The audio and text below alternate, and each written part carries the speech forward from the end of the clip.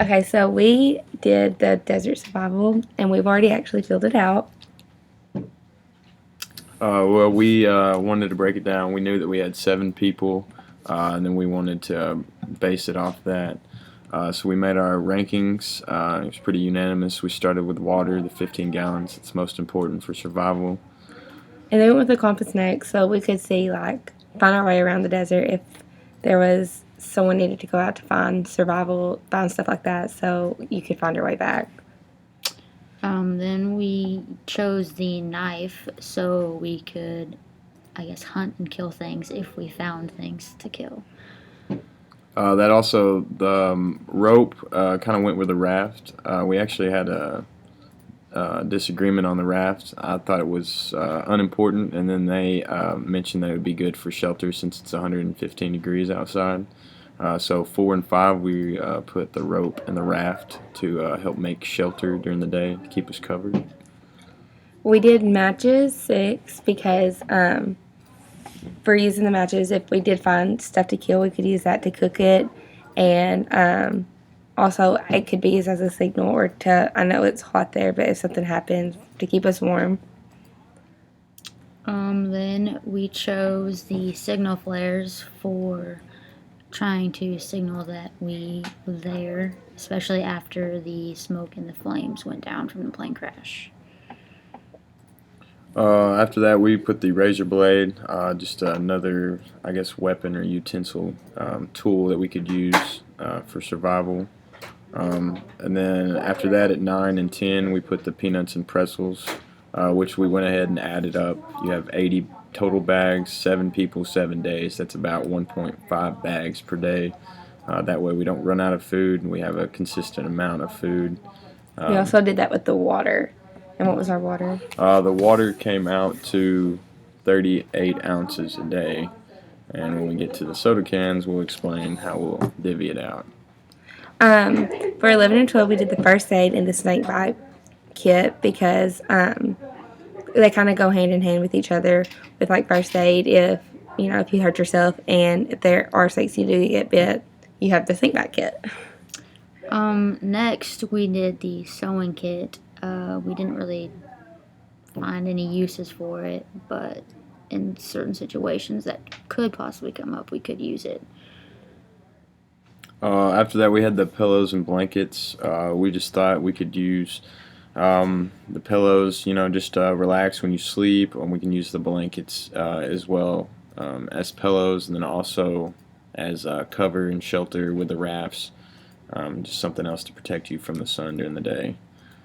We did the soda cans as number 16, and there's a reason for putting it up higher, and we'll explain that in our plan.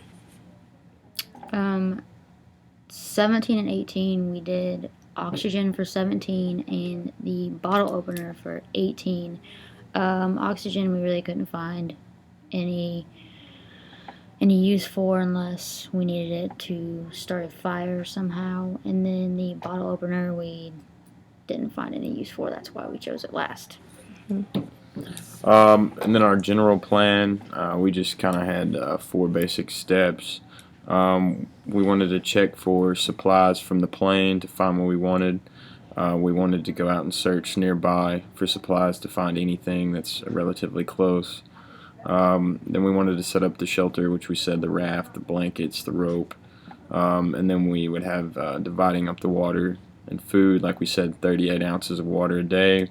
We decided since the sodas aren't really useful, we could use the can since they have a measurement on there. That way we could divide out how much water each person gets a day instead of all drinking from one container. And so that's why we feel like the cans would be very important, because without the cans, everybody would just constantly be drinking from the same thing. So nobody would really actually understand how much they were drinking or how little they were drinking. Team member 1, which is me, I set up the shelter and started the fire at night, because that would be like the first thing you would do was set up shelter, because it depends on what time the plane actually crashed. It could be getting dark, or and so you need to get that set up before it gets too dark. Then we got team member 2. I guess I'll take team member 2. That would be just divvying up the food and water. Just someone that watches over and keeps an eye on it during the day and makes sure everything's divvied out correctly and evenly between everybody. Then team number 3, which is me, we designated as the leader or the person who would do the signal flares if needed. We would do the signal flares if the fire and the plane crash wasn't enough, and for example, another plane was flying over, I would shoot them off. All right. Okay, so the Fisher's model of social group progression and the Tuckerman's 5 stages of group development we feel like apply to this situation. Yeah, so it applied because we had just now met everyone and had all came to the conclusion of the single conflict of us being deserted in a desert from the plane crash. And then Tuckman's really hit on how we broke up our into groups, or how we would have team members and then individual goals. We had to make a plan on how we were going to actually achieve those goals, and then we actually have to go out and execute it. So I think that was a very detailed plan of how we would have to use our group in survival. Last week's material on the personality, we had 2 amicals, and I was the analytical. We seemed to work really well. We didn't have a driver that was really pushing everything, how we were going to do it.